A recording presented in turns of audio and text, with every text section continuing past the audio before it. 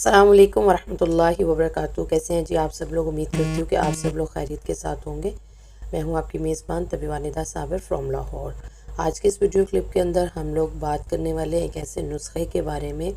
अमूमन जो है वो बहुत से बूढ़े लोग और बहुत से जवान, बहुत से बच्चे भी जो हैं वो खून की कमी का शिकार होते हैं, एनीमिक पेशेंट होते हैं। तो आज की ये वीडियो क्लिप खुसूसन उन्हीं लोगों के लिए। इसको बनाने के लिए हमें किन किन इंग्रेडिएंट्स की जो है वो ज़रूरत होगी उसको आप लोग नोट कर लीजिए।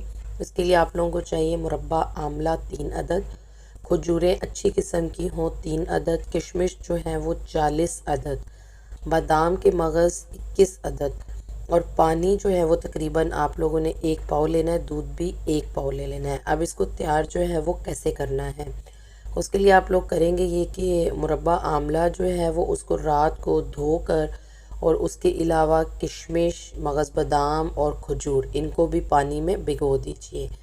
सुबह में जब आप सोकर उठें तो आपने करना ये है कि आंवले की और खजूर की जो गुठलियाँ हैं उनको निकाल देना है, ठीक है। मगज़ बादाम के जो उनसे छिलके हैं उनको उतार लेना है। और अब इसी पानी के अंदर में आपने दूध डालकर इसको जूसर ब्लेंडर में अच्छे तरीके से जो है वो शेक बना लेना है। इसके अंदर मीठा वगैरह डालने की, चीनी ऐड करने की कोई भी ज़रूरत नहीं है, क्योंकि खजूर और आंवले की वजह से ये काफ़ी हद तक ख़ुद भी मीठा हो जाता है।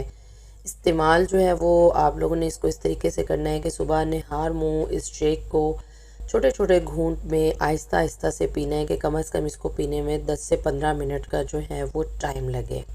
अब हम लोग बात कर लेते हैं इसके फ़वाइद के बारे में कि इसके फ़वाइद जो हैं वो क्या क्या हैं। तो ऐसे लोग जो कि खून की कमी का शिकार हों और उनको खून की कमी जो है वो किसी भी वजह से हो, किसी बीमारी की वजह से हो, या मैदे और जिगर की कमज़ोरी की वजह से हो, या नॉर्मली जो प्रेग्नेंट ख़वातीन होती हैं जिनके अंदर खून की कमी पाई जाती है, या डेंगू वगैरह की वजह से प्लेटलेट्स जो हैं वो कम हो गए हों और खाया पिया जो है वो जुज़्वे बदन ना बनता हो, तो उन सब के लिए इंशाल्लाह ये बहुत ही मुफीद और मौसर जो है वो एक रेमेडी रेडी हो जाएगी और आपको इसके बेशुमार फ़वाइद जो हैं वो हासिल हो जाएंगे।